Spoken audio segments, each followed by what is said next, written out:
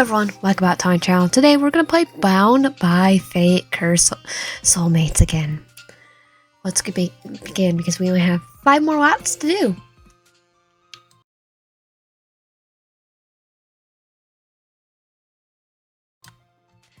Ending notes: this game has multiple endings. To fully enjoy the game, please try at least 3 playthroughs with different selections.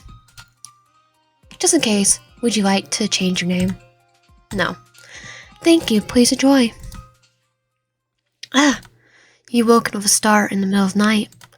Darkness, silence. Everything is as it should be. This is your room, as you always known it. What did you dream about to wake you up like this? I feel like this has definitely happened before. A sense of déjà vu. I'm over it. You roll over in bed and fall back asleep instantly. Time loops.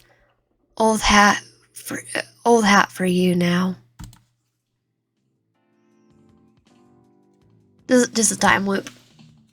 After a major car accident, you thought life would never return to normal.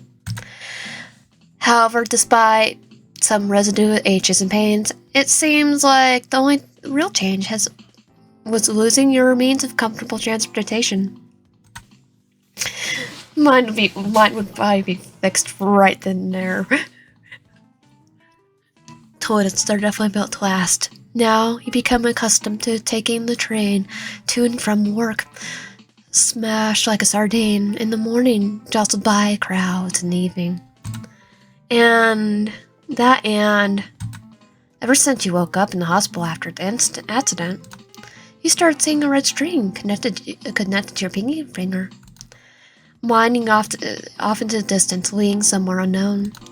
You still can't tell whether it's a blessing or ill omen, but you do feel dread. A feeling of dread. What could the red stream be? And why did it suddenly become visible after an accident? And you actually lose your mind? Nope. Well, we could technically be losing our mind because of the time loop. Despite the cost, you tried reaching out to the therapist you were with during your car accident, but they were fully booked for months out. You also tried cutting the string with various instruments, like scissors, butcher knife, used to kill a chicken, even a peach wood sword attained from a shady-looking exorcist. I'll be using a box cutter. And the scissors and can I borrow your box cutter? Like, what are you doing? But as if it can sense your intentions, the string just sways intangibly, taunting you. It drives you crazy, filling you with dread, but there seems to be nothing you can do in short term. One other thing changed since the accident. Who's this sticker? Who's this? No response. How odd. You start to receive some cryptic text from the unknown number.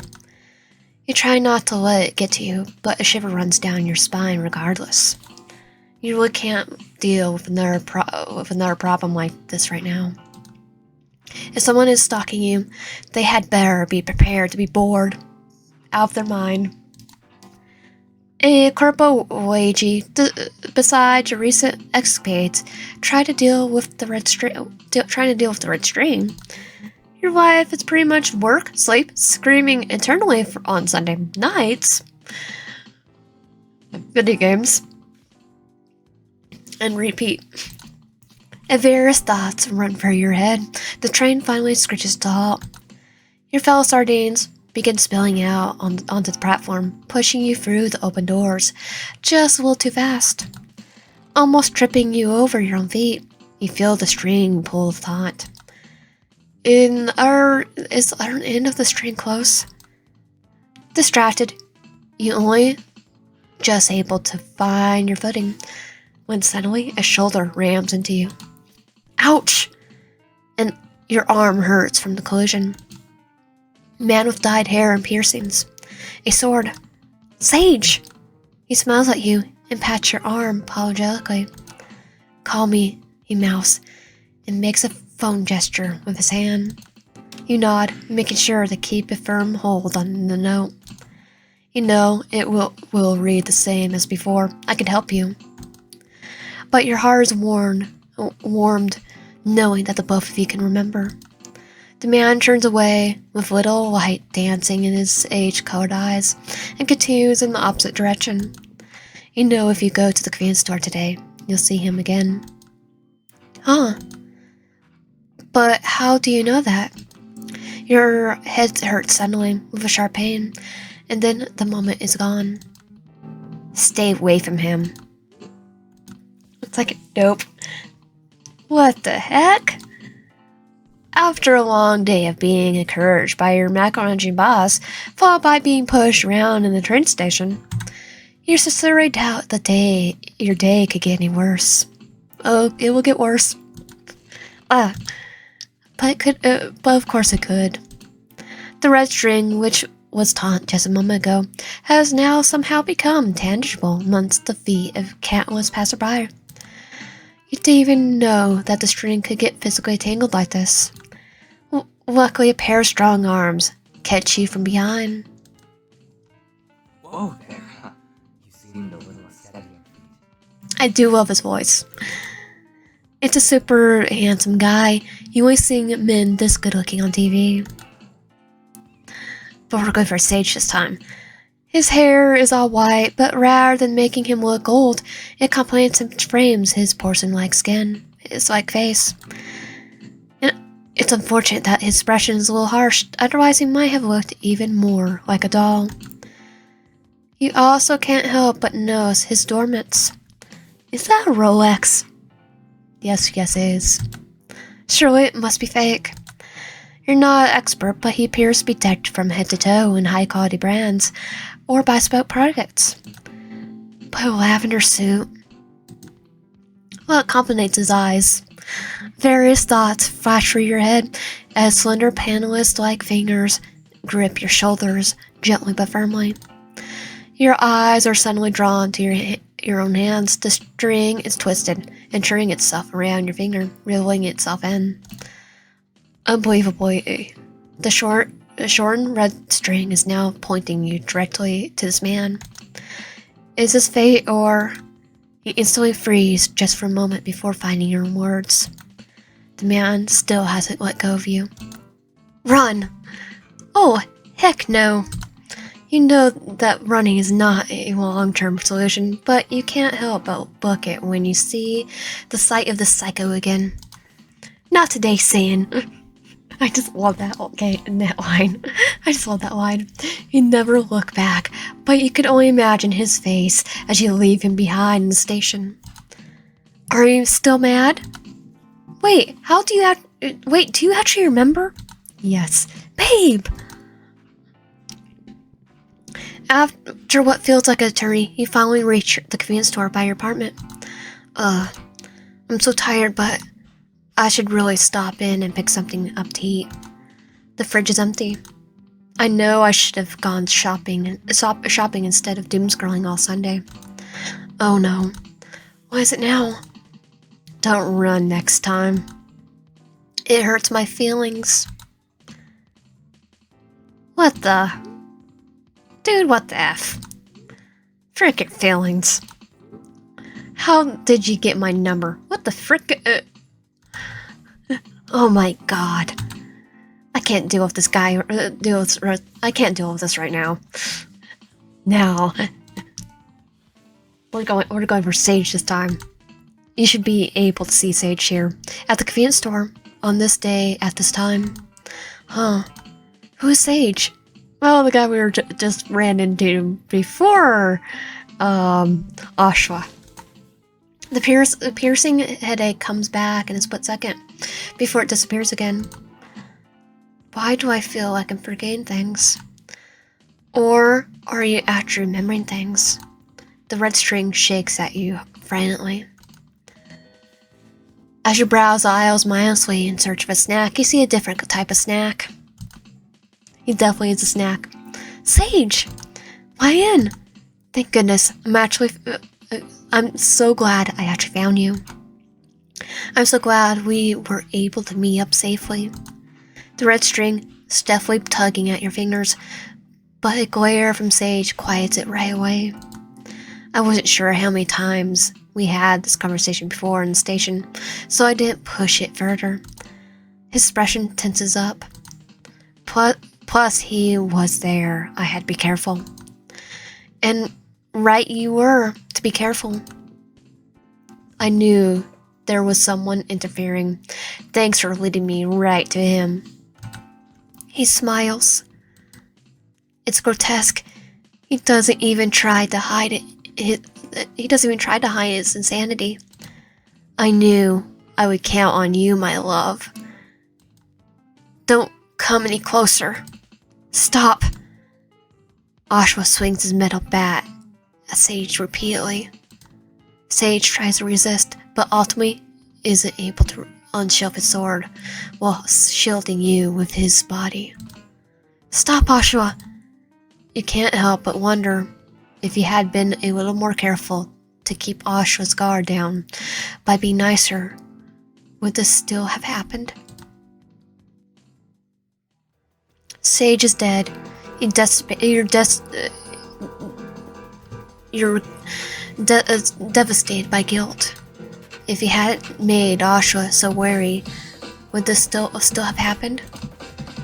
You almost feel like you were the one to punish Sage to death, even though you know it's not your fault. What happens next? You hear the screams and panicked footsteps of witnesses in the distance as Oshwa looms over you.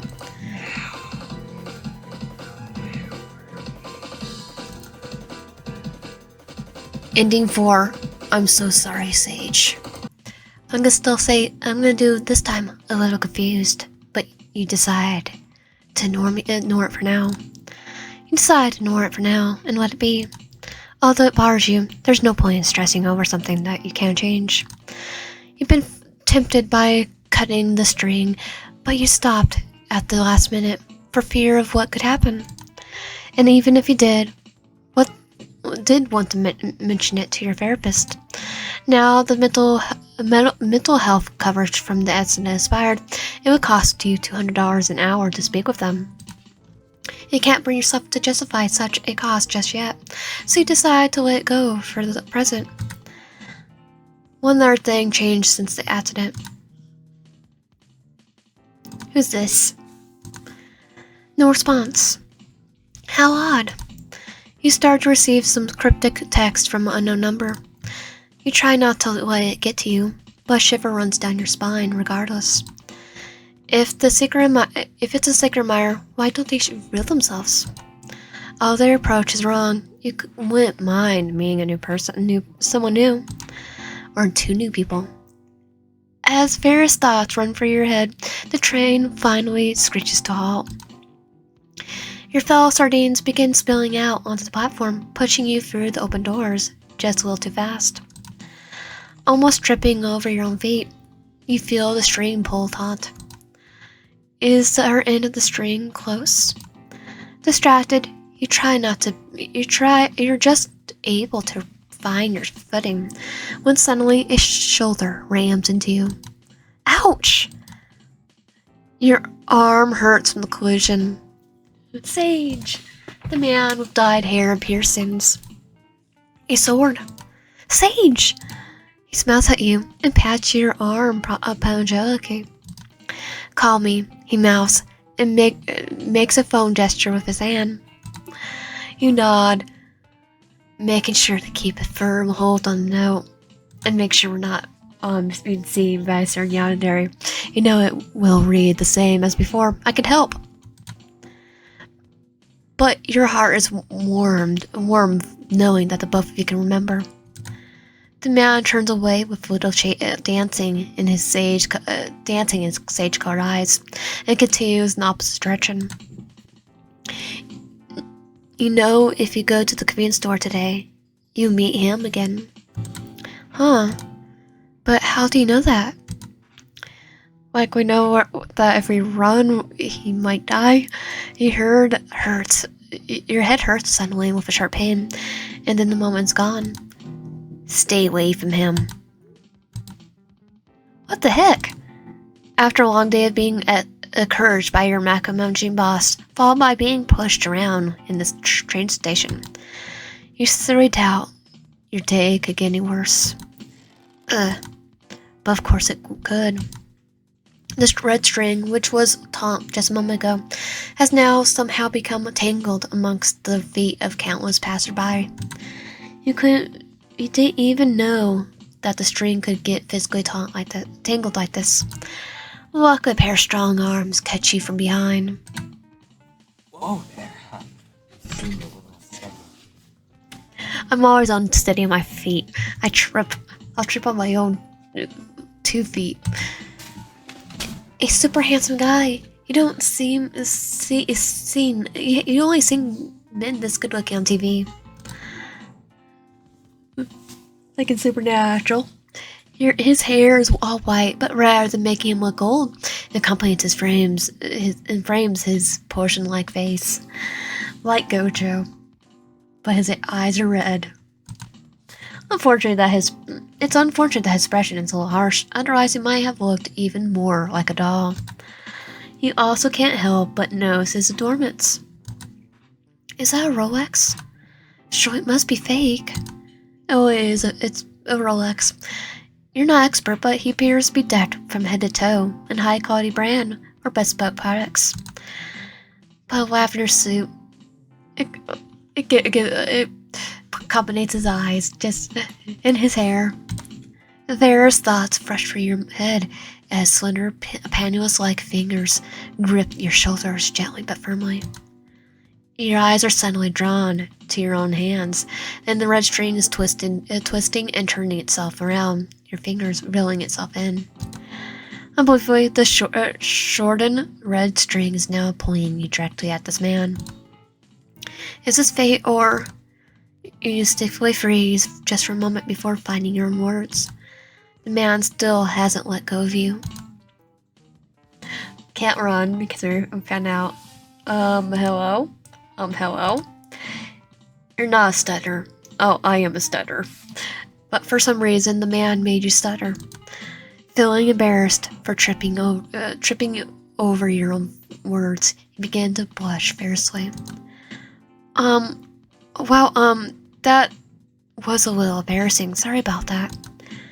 You unconsciously rest your hand on top of his head. You unconsciously rest your hand on top of his, an unintentionally ambiguous gesture. He smiles slightly and squeezes your hand before releasing you entirely and taking a step back. Don't apologize. It was my pleasure to catch such a lovely being in distress. The line comes off a tad cheesy and perhaps a bit cringe. Just a bit. But you find yourself blushing regardless. But cringe and cheesy are amazing. You tuck your hair behind your ear and stare at the ground, not really knowing what to do next. There's a million thoughts rolling through your head just moments ago, but now, with this man, everything seems calm. Hey, my name's Asha. Are you feeling okay? You grasp a nod, refocusing your attention on him again. Yes, of course. Thank you.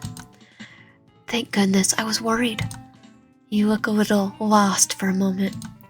Even more than usual. Would you mind if I accompany you?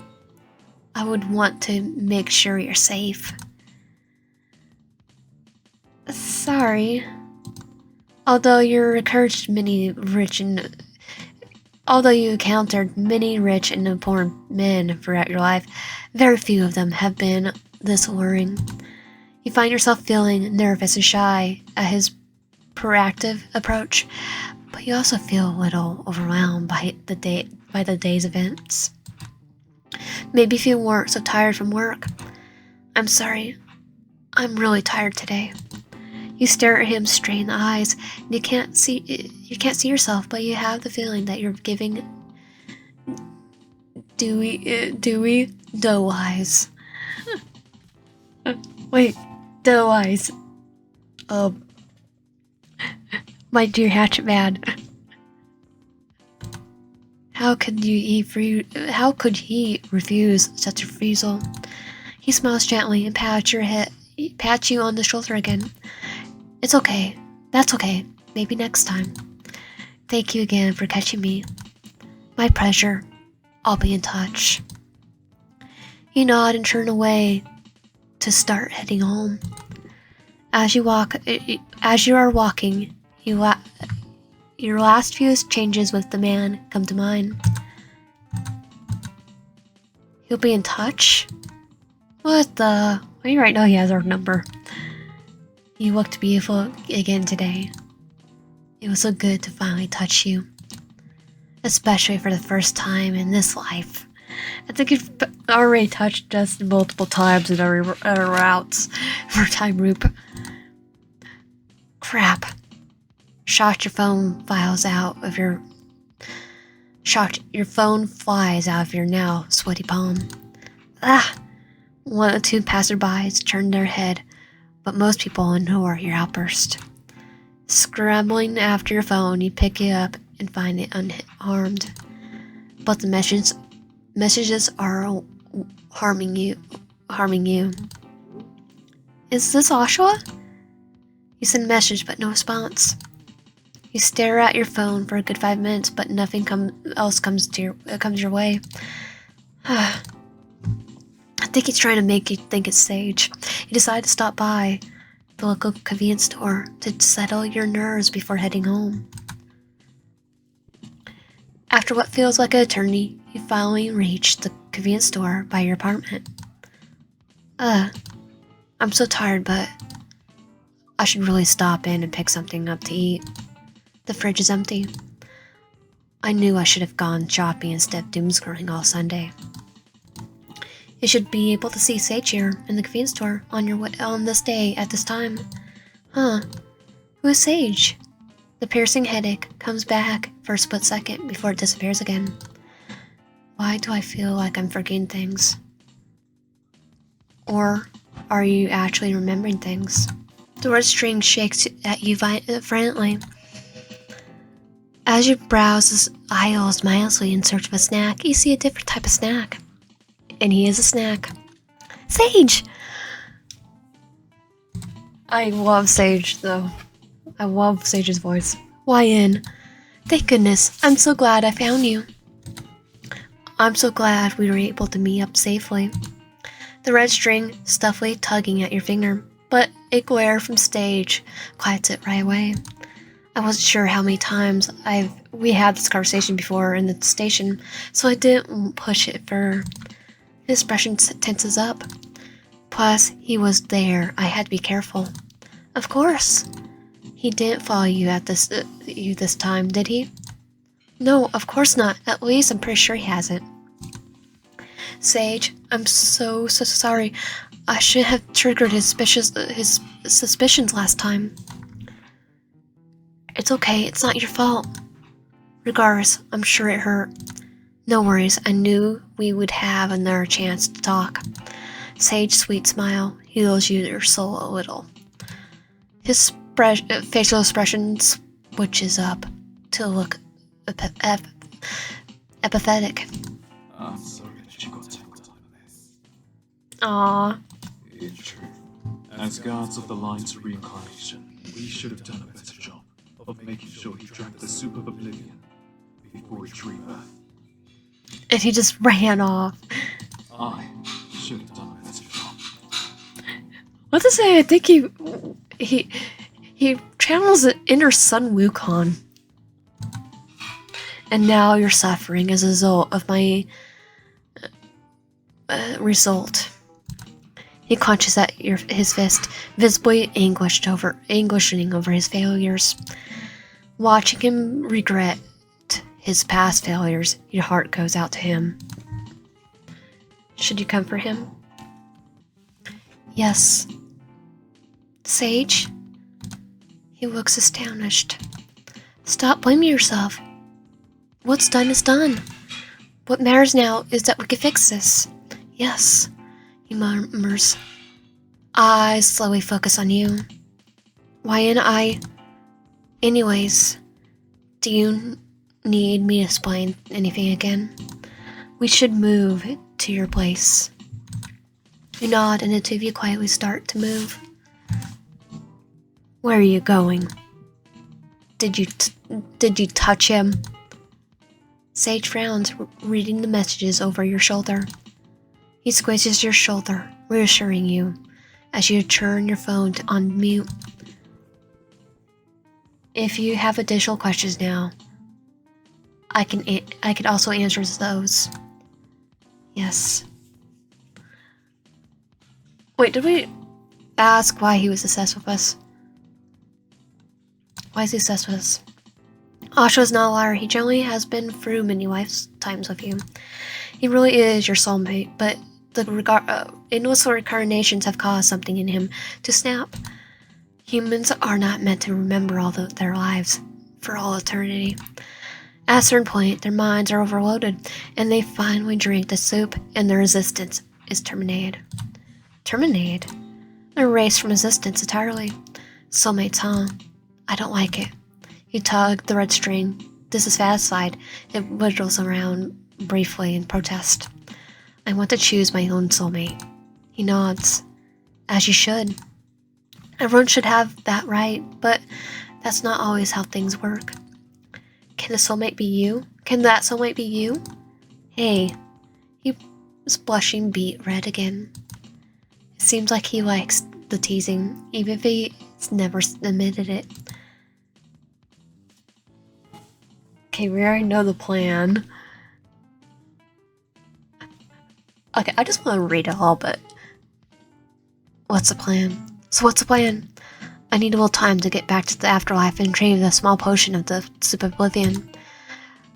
I had originally planned to arrest him, but after some failed attempts at my part, I think your assistance would have been of great help. I'll ask you to message me again when I'm ready with the soup. From there, when Asha likes to see you, offer him a drink. Try to distract him. I'll help you serve the red string after the potion starts working. Well, how would I know it's working?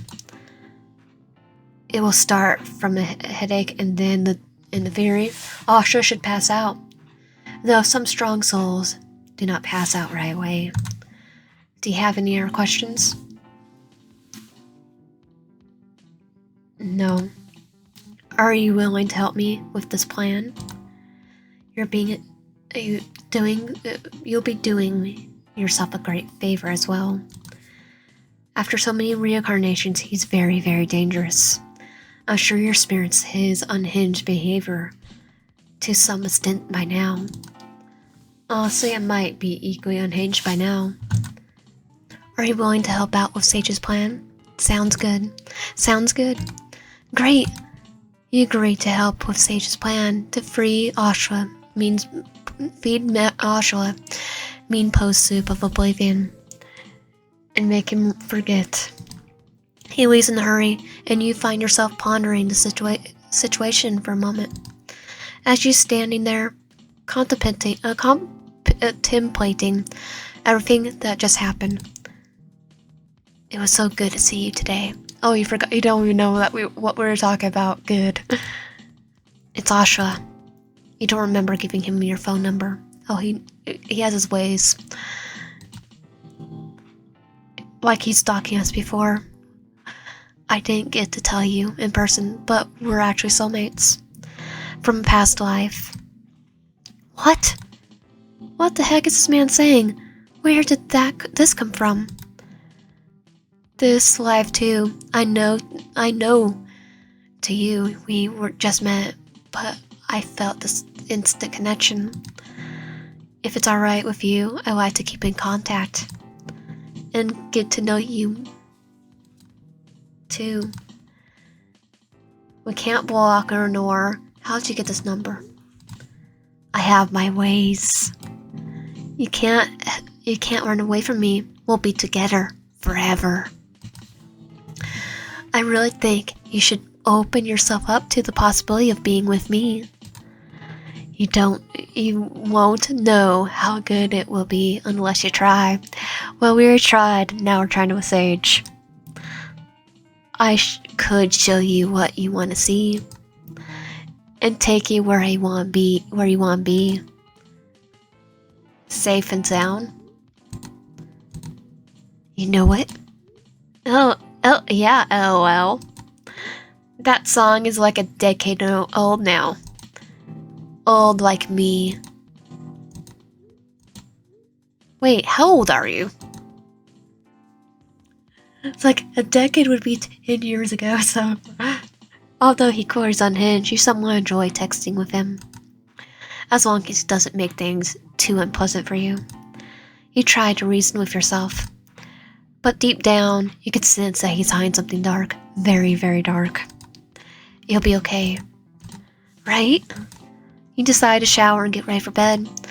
Regardless of what happened today, as a corporal wage slave, you find yourself still need to go into work the next day, and the day after, and the day after that, and the day even after that. Thinking about work, your recent human interactions completely disappear from your mind as an existential dread lures you into a restless sleep. A new day, a new week, new you. Or so you'd like to think. It wasn't just the same thing, day in and day... If it wasn't the same thing, day in and day out. Day in and day out. Day and day... You have a paper cut. Did you have a paper cut last week? We had multiple paper cuts. More than 10 by now. Or was it years ago? The days seem to be blending into each other. I have a work meeting. This thing in my finger. The train comes to a stop as you keep repeating several things in your head. You stoop down again to examine the first aid supplies again. Unlike last time, you don't feel the presence of anyone behind you. He isn't here this time. What the heck are you talking about? Last time he was here. Oh no, that was first route. Now you sound crazy. Right as you're incredibly lost, new sounds grab your attention. What? Why in? He's been around. What's a coincidence? I didn't think I'll see you here today. Again. Oh, if I'm here all the time and you see me all the time, it's all coincidence. Liar. He comes here to see you every day. You look up at him. I'm just like, I would want one of these cakes. They look amazing. He tries. He's just as devilishly handsome as ever. You feel like the exact situation has happened before, multiple times in fact. Just like this, you were looking for an ointment. Wasn't that today though? You can't remember this having happened in the past. We're having deja vu. You're pretty sure it's been years since you last had a paper cut. Why do you even eat this garbage? Garbage? You should come over to my place. I'll whip you up some Michelin's triple star stuff in minutes. You should come over to my place. I'll whip you up some Michelin star level stuff in minutes. Then something about being a chef in your past life. Yeah. Something like that. You true off. Where's this coming from? This is only the second week since the man began full-fledged stalking you, but it already feels like you had the exact conversation at least 8 times. Pretty sure it's more than 8 now. Babe. How do you know? Are you starting to remember? Ashwa puts both hands over his mouth in shock. He looks like he's about to cry. Why in? Please tell me. You remember? You snort and casually read back one of the ointments on sale. No antibiotic properties. Darn. No. Oh no. Did you get hurt? You whip around as Oshawa swiftly grabs it and pulls your wrist, inspecting your hand for damage. Did he know where you were injured ahead of time? Or is he just guessing? Oh no. You can't get hurt. Your body's too precious. Babe. Every inch of you is my treasure. In this life and in every life. Yeah, Route 2 and 1 kind of it. Maybe 4. Like, no, Route 2, 1 and 2. Like, multiple routes. Yeah, not every life. He pauses. Babe. You know I would give you the moon and the stars if I could. You just need to trust me. His facial expression takes a jarring turn. He crooks his neck to the side like a horror movie mannequin. Thankfully, it doesn't look like anything was dislodged or broken in his neck, but the angle is still unnerving. And I need you to not betray my trust. About that. I'm gonna betray your chest this time. Not to betray. Nice split infinitive. Do you really think I have not lived enough lifetimes to pick up on you ridiculing me for grammar? Yes, ridiculing you. You walk towards the counter, Oshawa and Toe. I think you just take things way too personally. Do you know how many languages I speak? I don't think you know all of them. I can say that. I speak them all. All of them. The convenience store clerk starts scanning your items, silently giving Oshawa the side eye. Way to go, convenience store clerk. You try not to react, but the edges of your lips curl up at the sight of the clerk, also calling out Oshawa's bullcrap. I really don't give a crap about how many languages you speak. After paying for your items, you exit the convenience store. Oshawa follows. Although you want to ignore him, he's not going anywhere anytime soon. If he smoked, you would love to pull out a cigarette and start smoking to calm your nerves, but like a cool protagonist in some gritty movie. But you don't smoke, so you just settle for digging around in your plastic bag from the convenience store, but finally decide to speak. Sighing, you turn him dead in the eyes. He'd probably make you want to smoke, though. It's like having a Yandere. No. I would have an asthma attack. Oshawa? I get the red string thing, but I get the soulmate thing. But why are you stalking me? Isn't there a better way? You're just torturing me. You're torturing the both of us like this. Then, after the time we might... Gosh, smoke. Then, what would you have liked me to do?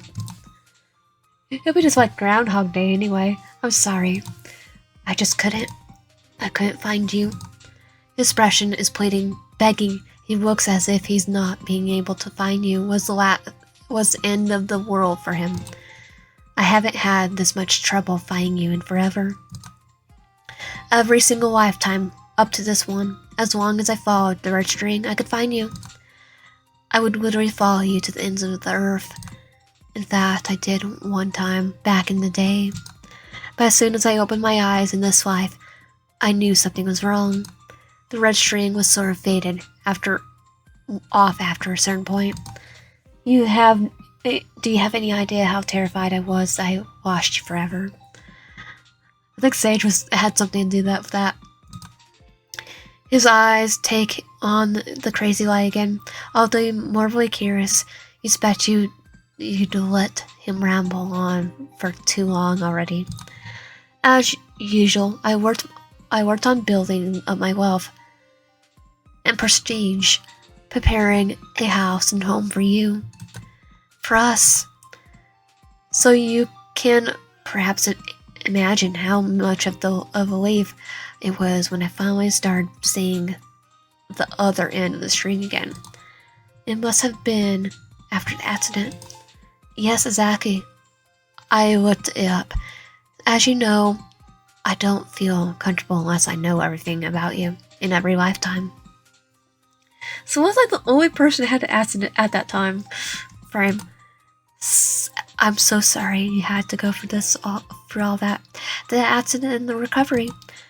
Especially without me. But I'm here for you now. And I'm ready to be with you. Forever.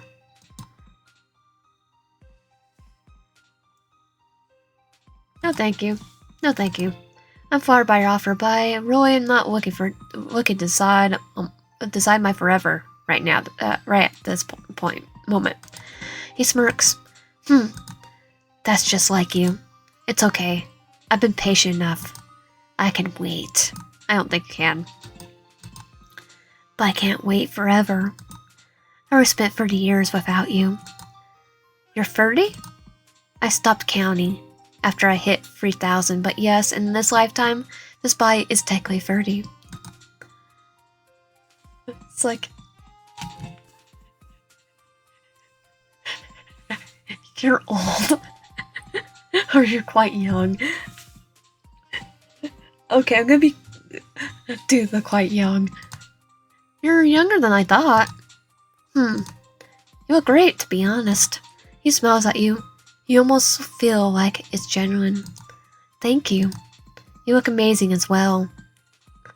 Okay, let's go back. You're old. What if I say you're too old to be with me in this lifetime? Oh? Should I kill you now? Then I could kill myself so I could be younger than you in the next. What the crap? Oh, what the crap? Please don't joke about that. You shift your feet uncomfortably. He's joking, right? Either way, I just want you to know. Regardless of whatever you do, wherever you go, whoever you talk to, you are mine, and always will be. There is no such thing as escape. There is a such thing as escape. You will be with me in life or death. I can make your life a living hell or a heaven on earth. It's up to you to decide which one. But you must make your mind up quickly. I tire of waiting. Okay, we finally got his age. It's 30. Asha's words echo in your head as you stumble your way home. You can't even remember how you got back. But by the time you came to your senses, you were already brushing your teeth in preparation for bed. What the heck was that all about? What is he demanding from you? Why did he mean about no escape? And starting over? Was he being serious? What the heck did he mean by starting over? He's going to kill you if you took too long to decide whether you love him or not. But you just met him a week ago, at least in this life. Crazy. You spit out the toothpaste foam, and everything melts into gray as you mentally prepare yourself for work the next day. Another exhausting week. When was the last time you took PTO? I should try. I would say personal. I should try to finish my accident rehabilitation. Accident stuff faster. After taking so much time off to recover from the accident, your month-long period of hospitalization, you feel guilty trying to submit time for mental health day. Don't feel guilty when you have to do that. And I work myself to death. You murmur dramatically. Probably.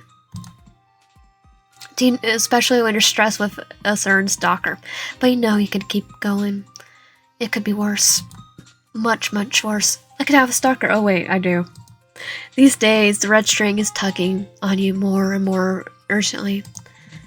Have you made up your mind yet? He's still messaging you. Darn. He's even starting to come by your work. You made it clear to him that you're really, really uncomfortable with this, but he still shows up. Every time he does, the evil glint in his eyes seems to be sharper and sharper. It seems he knows the CEO of your company. At this point in time, you don't even question how or why. At least, you haven't been forced to go into a company dinner with him as a guest or a client. Your coworkers and office receptionists all assume you're dating. Gross. No way in heck will I ever date my stalker. Darn, unless we're not 3 and 5 by force.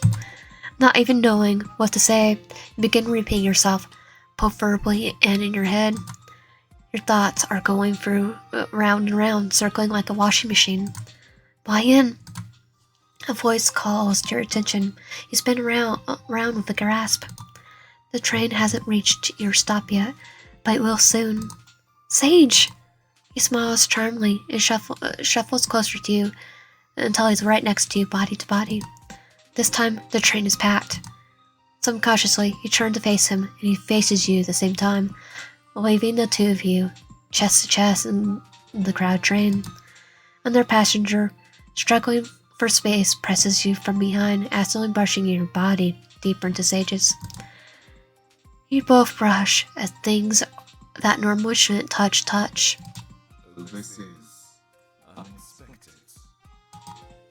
I restored my line from the first cycle. He returns a quiet chuckle. How many cycles has it been now? For me, it's been 8. I think it's been more.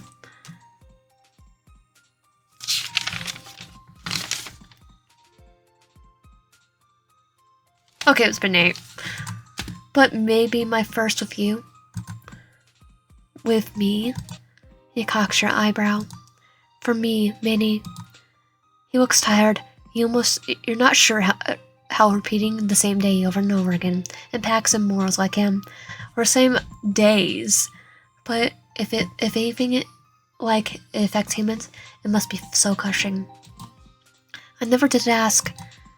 I get the whole thing about repeating lies, but why are we stuck in the time loop? Yes, the time loop, an excellent trope. I love hidden media.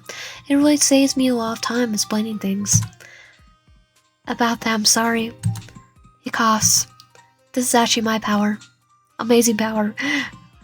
Groundhog Day power. It's this quirk, this time loop. So you're the butthole. Shh. He slushes you playfully with his index finger. I had to do it. This is the best chance to capture Oshawa that we have ever had.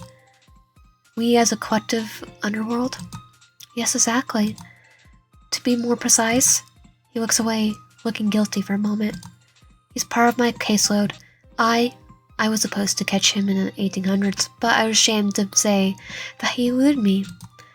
More than once or twice.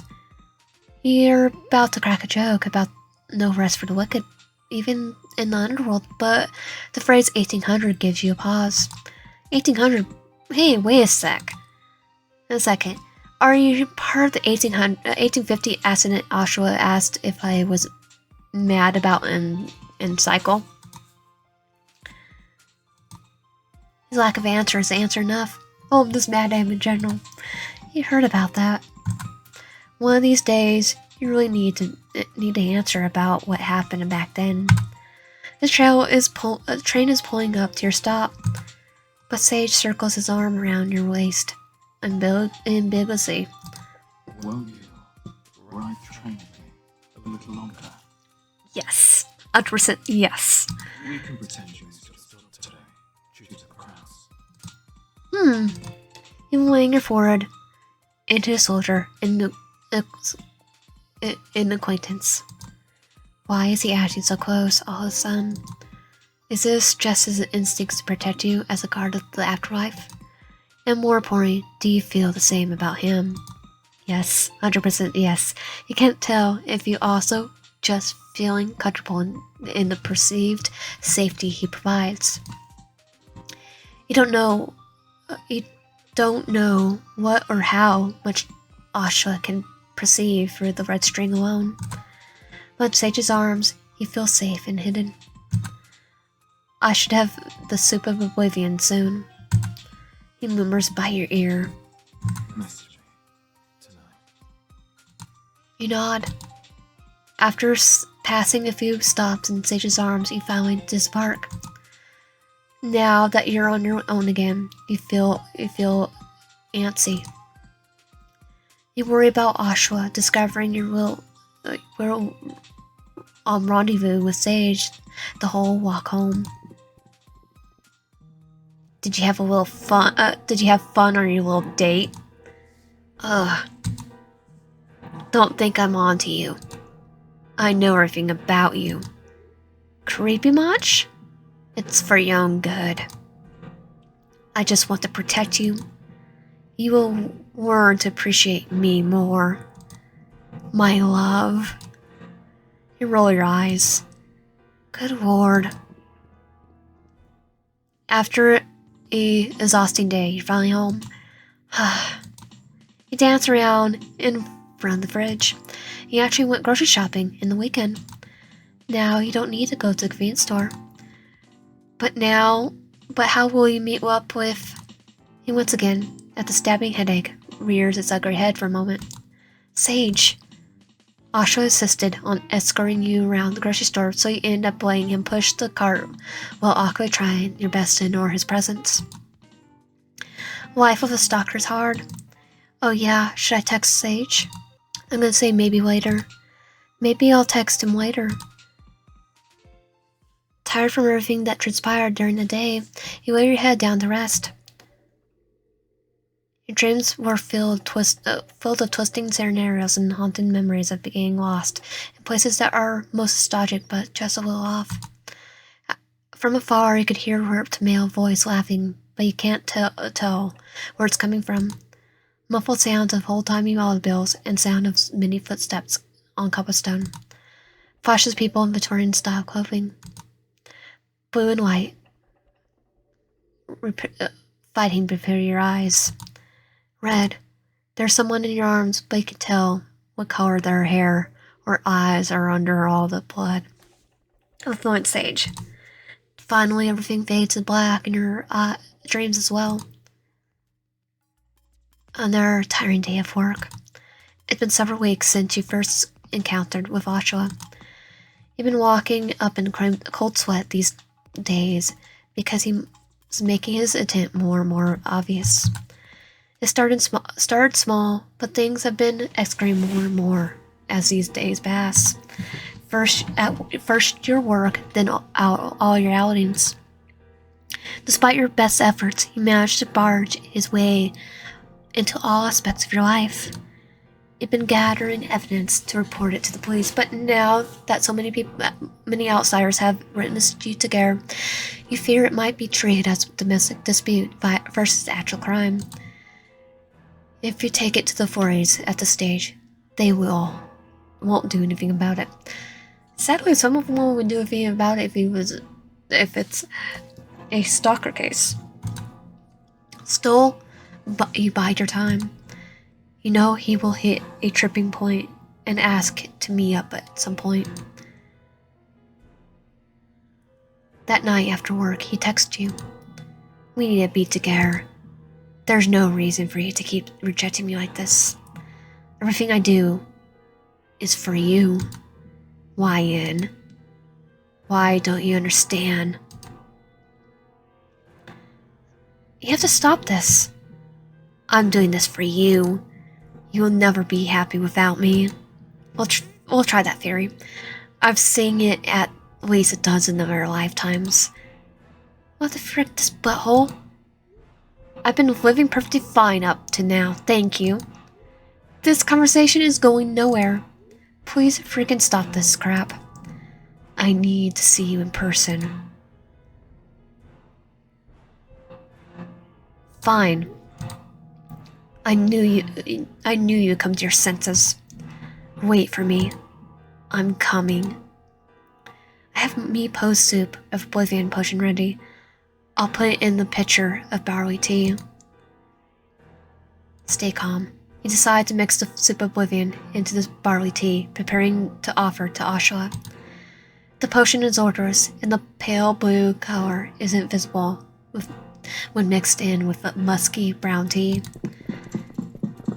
Not even a minute passes until you hear urgent footsteps pounding up your stairs. It's him, finally. You open the door right as he gets in. Come in. He looks extremely confused. Let's talk. He narrows his eyes and looks at you suspiciously. He watches you pour some barley tea for him, one glass for him and one for yourself. Of course, you don't actually plan to drink yours. Here, let's talk. You offer him a drink. Perhaps thirsty from his raging and rushed visit to your home. Marculously, he tilts his head back and chugs it. Thank you. No, thank you. He tried to keep her expression steady as you stare back at him.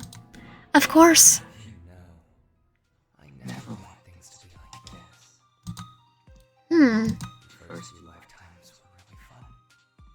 Everything was new, exciting. Every time I learned something new about you, about myself. Every time, we had different children and family. Or went childless. We're the only two constants in our world. You and I. Everything else changed, but you and I stayed the same. I'll say I want to know what happened to our kids, though. That'll be me. He winces. When no one died in the plague, he winces and pats his head to his side. Is this progress? Is the potion actually working? We were inseparable. But then you... He groans for pain. It's obvious now that the soup of oblivion is working its literal magic. Changed. Oh my. Are you okay? You try not to speak too loudly, so as to learn whatever's going on. Oh my god. Oh my god. What have you done to me? I didn't do anything. It's not like I mixed rat poison into it. My memories. You stupid. I'll kill you! Crap. The potion's working, but he's not going down. You decide to book it, and you turn around and run as fast as you could for the door. Sage mentioned some individuals or strong souls have resistance. After countless reincarnations, you realize that Asha's soul is probably on the strong side. Help! You try to scream as you run, but it feels like your vocal cords are stuffed with con. Then, for some reason, you start laughing. Oh my god. What the crap is even going on anymore? After spraying at your top speed for several minutes, you somehow find yourself at the station. Panting, you slow down, stopping just for a moment to catch your breath. Where do you think you're going? How did he get here so quickly? You left before him, and you thought you had ran straight here, though you didn't have a destination in mind when you left. He probably has longer legs to me. You damn work commute. Let you hear subconsciously. But somehow, he still beat you to it. Stay away from me, you psycho. There's no one here but the two of us, my love. My love. This is it. There's really no one here in the subway station except the two of you now. There's a station master's office nearby, where the station master should be on duty at this time. But for some reason, it looks like the lights are off and the office is closed. Probably too late at night, because some stations close down at night. This is the moment of reckoning. How do you face him? Brace him. You ran up to him with your arms spread and just embraced him, fiercely with passion. For your own life's sake.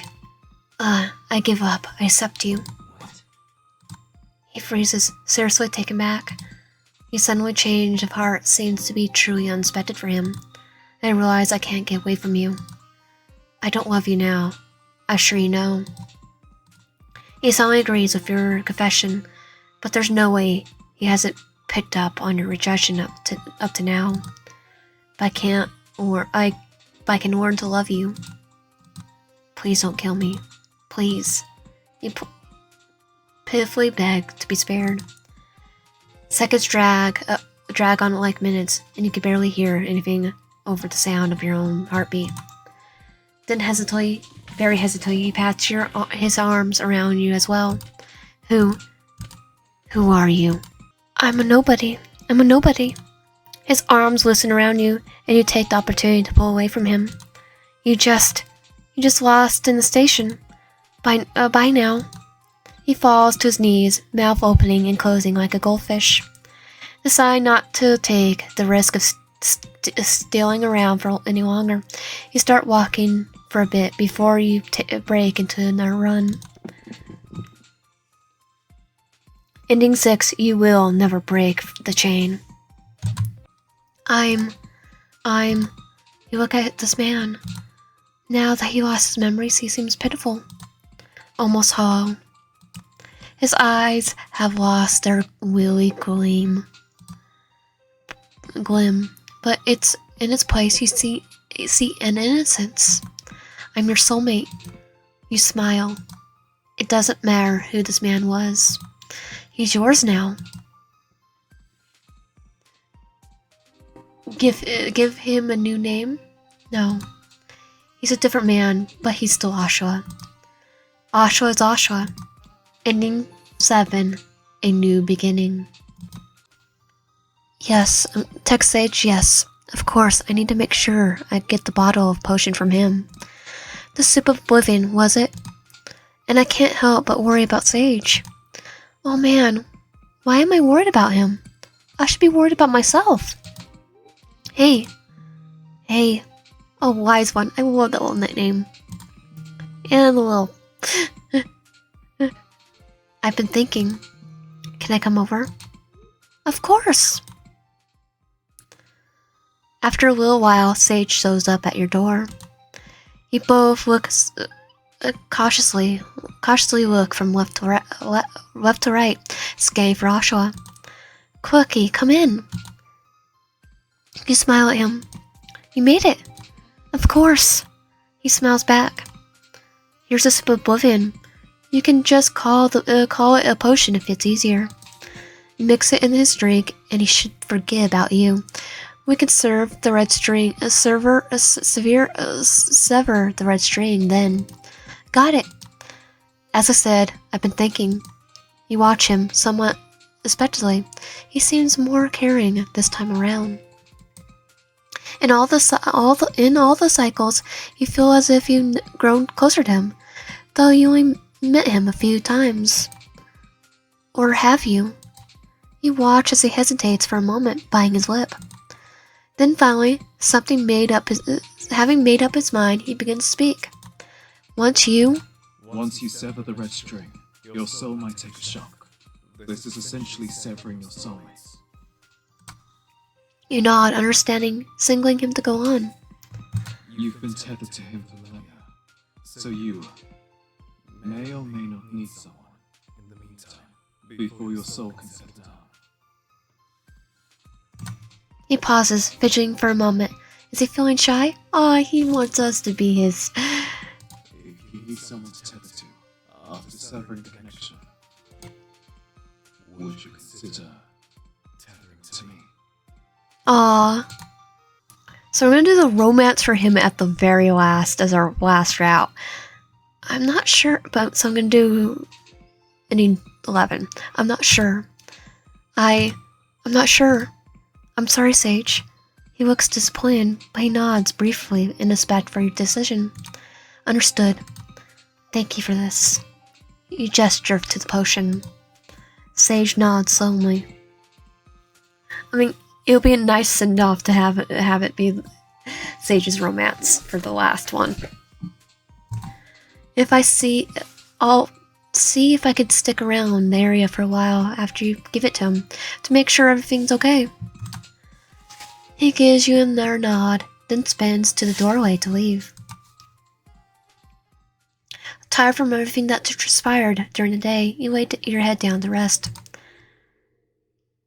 Your dreams are filled of twisting scenarios and haunting memories of getting lost in places that are almost nostalgic, but just a little off. From afar, you could hear a warped male voice laughing, but you can't tell where it's coming from. Muffled sounds of old-timey all bells and sounds of many footsteps on cobblestone. Flashes of people in Victorian-style clothing, blue and white, covering and devouring would play before your eyes. I have a feeling that it was Sage, though. Red. There's someone in your arms, but you can't tell what color their hair was or eyes under all the blood. Finally, everything fades to black, and your dreams swell. And it was probably one of the times where he killed us. It probably killed him. And he came back regenerated, and you came back to a different lifetime. Another tiring day of work. It's been several weeks since you first encountered with Ashua. You've been waking up in a cold sweat these days because he's making his intent more and more obvious. It starts small, but things have been escalating more and more as the days pass. First your work, then all your outings. Despite your best efforts, he managed to barge his way into all aspects of your life. You've been gathering evidence to report it to the police, but now there are so many outsiders that have witnessed you together, you fear it may be treated as a domestic dispute versus actual crime. It's still a crime if it's a domestic dispute, though. If you take it to the forest at the stage, they won't do anything about it. Still, you bide your time. You know he will hit a tripping point and ask to meet at some point. That night after work, he texts you. We need to be together.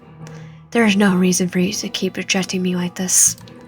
Everything I do is for you. YN. Why don't you understand? You have to stop this. I am doing this for you. You'll never be happy without me. I sing it at least a dozen other lifetimes. What the frick? This butthole? I've been living perfectly fine up to this point. Up to now. Thank you. Please try again. This conversation is going nowhere. Please friggin' stop this crap. I need to see you in person. If you really love me, then respect my wishes. Ha! What do you know about love? I relived different versions of this frickin' conversation so many frickin' times. You don't know anything. Yes, I do. Always forgetting you, fricker. I'm coming. I have mean pose sip oblivion potion ready. I'll put it into a pitcher of barley tea. Stay calm. Decide to mix the sip oblivion into some barley tea, preparing it to offer to Asha. The potion is odorous, and the pale purple color isn't visible when mixed in with the musky brown tea. Not even a minute passes until you hear urgent footsteps pounding up the stairs. It's him, finally. You open the door right as he gets in. Come in. He looks extremely confused. Let's talk. He narrows his eyes and looks at you suspiciously. He watches you pour out some barley tea for him, one glass for him and one for yourself. Of course, you don't actually plan to drink yours. Here, let's talk. You offer him a drink. Perhaps thirsty from his raging and rushed visit to your home. Marvelously, he tilts his head back and shrugs it. Thank you. You try to keep your expression steady as you stare back at him. Of course. You know, I never want things to be like this. The first few lifetimes were really fun. And then you got crazy because you wanted to remember everything. Everything was new and exciting. Every time I learned something new about you, about myself. Every time we had different children and family. Or what childless. We're the only two constants in our world. You and I. Everything else changed, but you and I stayed the same. Oh, I'm totally different now. He winces, puts his hand on his head. Is this progress? Is the potion actually working? We were inseparable. But then you... He groans from pain. It's obvious now that the soup of oblivion is working into little magic. Changed. Ugh. Oh my. Are you okay? You try not to speak too loudly, as to ruin whatever's going on. Oh my god. Oh my god. What have you done to me? Thank you? My memories! You stupid... Oh, Galio! Crap. Oh, running. The potion's working, and he is not going down. You decide to book it, and you turn around and run as fast as you can for the door. Sage mentioned that some individuals have strong souls and but strong souls have a resistance.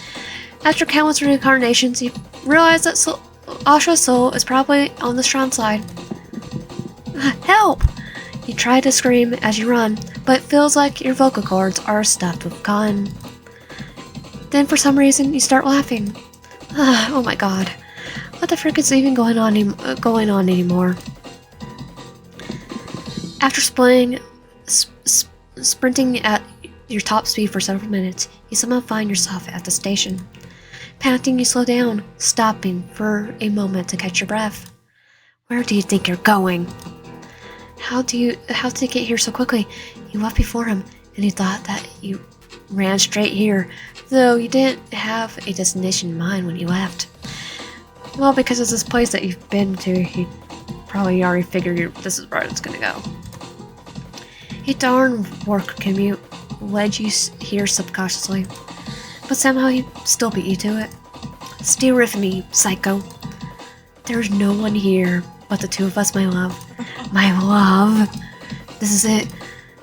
There's really no one here in the subway station except the two of you now.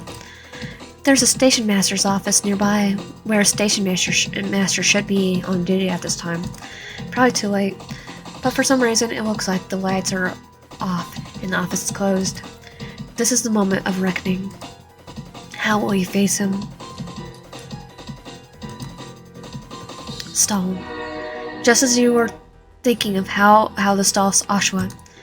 With credible timing, a train just pulls up to the station.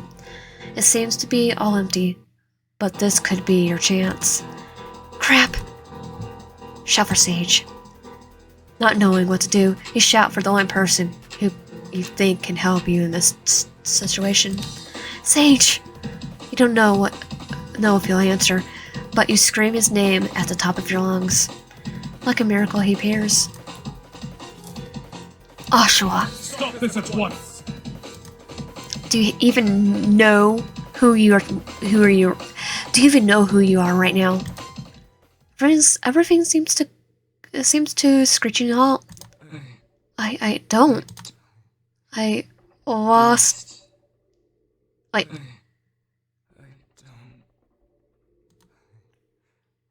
Lost something. Wyan. After pitifully calling your name for the last time, Oshua seems to be completely lost for words. He stares into the distance, empty-eyed and drooling. You both guide him to the station master's office at the subway station, which is now somehow manned, and you take your leave. Of course, it would be empty when I needed it. Sage chuckles, good-heartedly, good naturally, along with you, simply content out finally having caught his mark. Are you alright? Not hurt anywhere? Bastard. I should have exterminated him centuries ago. Using that sword, he channels his energy, and the star-shaped scar on his forehead glows with the sage-colored light. Once his sword starts shining a blinding white, it finally brings the sword down to the red string. Now, you are free. We will probably never meet again. We will see. You never know how with these things. He chuckles, cracks a smile. That may be true. I know one thing for sure. Oh? I'll remember you. And I'll remember you. Thank you. I'll remember you too, Sage. Always. Until I die, I guess. It's funny. I'll make sure you drink the soup and forget about me. As you should. He looks a little sad, and you can't imagine it's easy to live as a mortal, feeling a special connection with a soul, but never being able to have them remember you. In a way, you can kind of understand why Asha did what he did, avoiding the drinking the soup, although you don't agree with all its choices. Goodbye, Sage. Goodbye, YN. You are super grateful for Sage's help and decide to live your life to the fullest. You immediately quit your job and spend your life traveling the world, doing photography and writing, using any proceeds from sale of your work to fund charity organizations for victims of stalking and violent crimes. You are eternally grateful to Sage, who you never see again since then. But you figure you'll see him when you pass on, and it's your turn to drink the soup of mean po. Ending 11, a good life. Yes, please. Okay, we are going to be tattered gently and slowly. The two of you move closer and closer to each other until Sage is able to frame your face with his hands. The two of you share a sweet kiss, both long and short, feeding like a butterfly landing on your lips, but heavy with gravity and unspoken feelings between the two of you after multiple loops. I wish I could stay longer, but I should probably leave for now. Thank you for this. You gesture to the potion.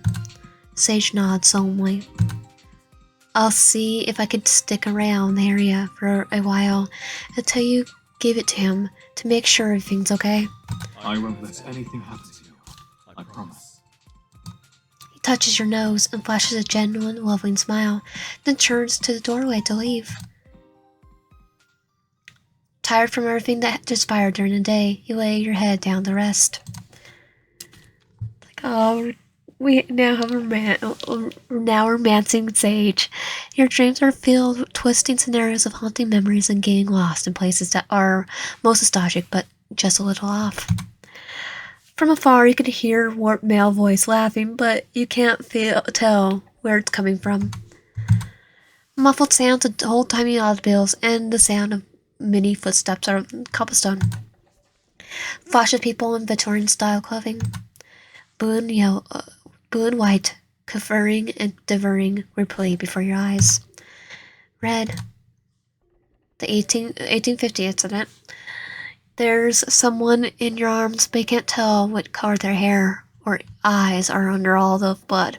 It has to be Sage if Oshawa thinks we are still mad at him. Finally, everything fades to black in your dreams as well. And there are time day of work.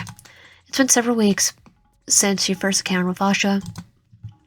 I've been waking up in cold sweat these days because he's making his intent more and more obvious. It starts small, but things have been escalating more and more as days pass. First your work, then all your outings. Despite your best efforts, he managed to barge his way into all aspects of your life. You've been gathering enough evidence to report to the police, but now that so many outsiders have witnessed you together, you fear it may be treated as a domestic dispute versus natural crime. If you take it to the authorities at the stage, they won't do anything about it. Still, you bide your time. You know he will hit a tripping point and ask you to meet at some point. Like today. That night, after work, he texts you. We need to be together. There's no reason for you to keep rejecting me like this. Everything I do is for you. Why, Anne? Why don't you understand? Why can't we be friends? I don't want to be friends. I want to be lovers again yesterday. We need to go back to the way things were. We need to make things right. This isn't the way that someone who loves another person would act. Shut up. I need to see you in person. I need you to stop bothering me. Shut up. I need to see you in person. Ha. Very funny. Wait until I get my hands on you. Nice physical threat. Thanks for giving me the evidence to report you. You've been blocked by this user and can no longer send or receive messages. That creep, the audacity.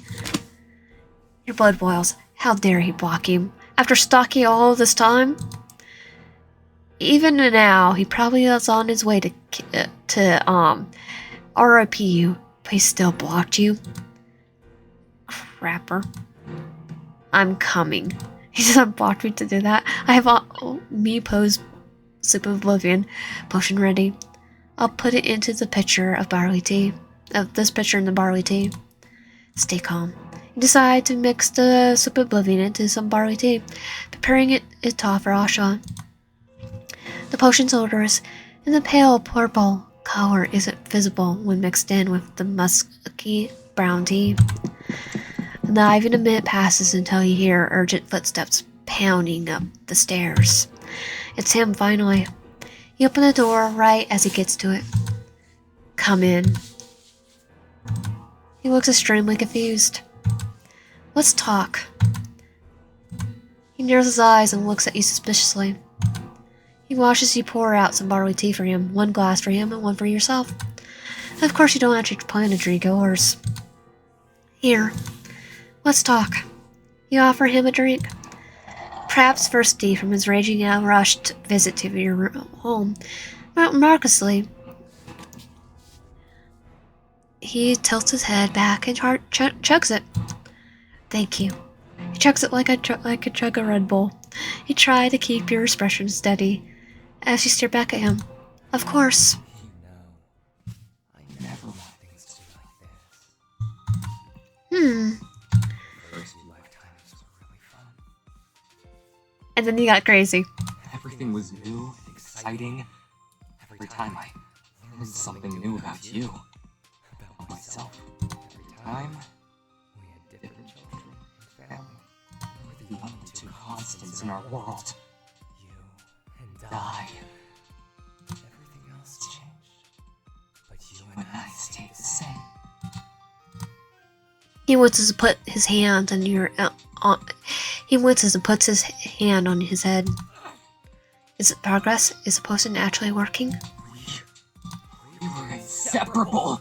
But then you. He groans from pain. It's obvious how the Soup of Oblivion is working in its literal magic. It's obvious now that the Soup of Oblivion is working its literal magic. Changed. Oh my. Are you okay? Try not to speak too loudly as to ruin whatever's going on. Oh my god. Oh my god. What have you done to me? My memories. You stupid. Look at. Crap. The potion's working, and he's not going down.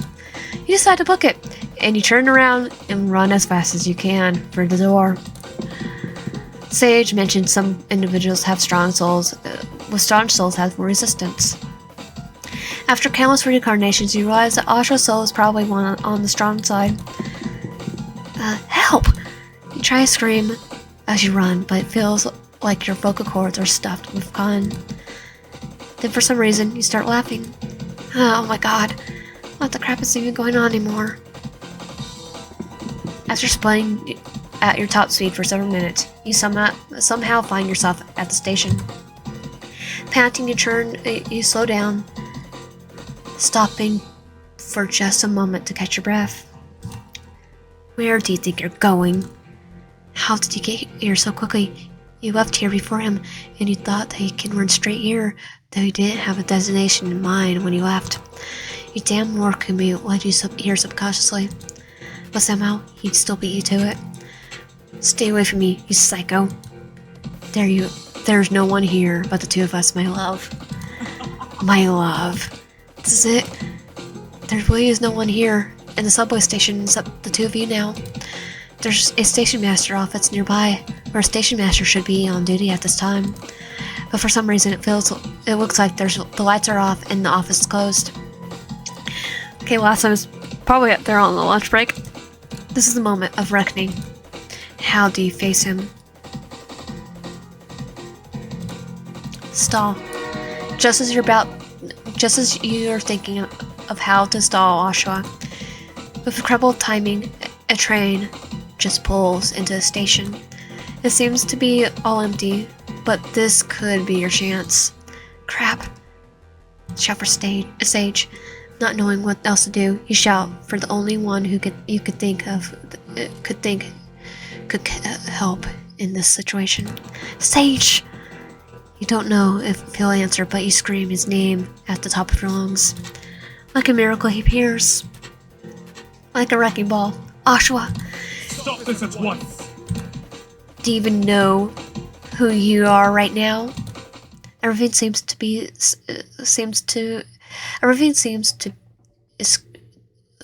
screech to halt.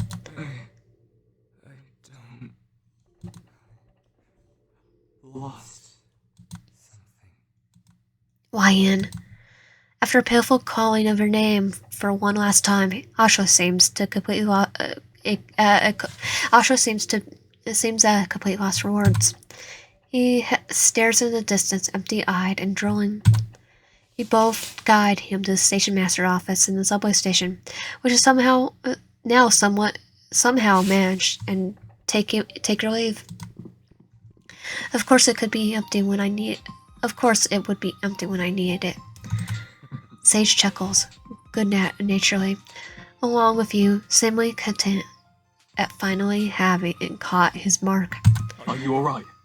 Yes, thanks to you. Not hurt anywhere? Bastard. I should have exterminated him centuries ago.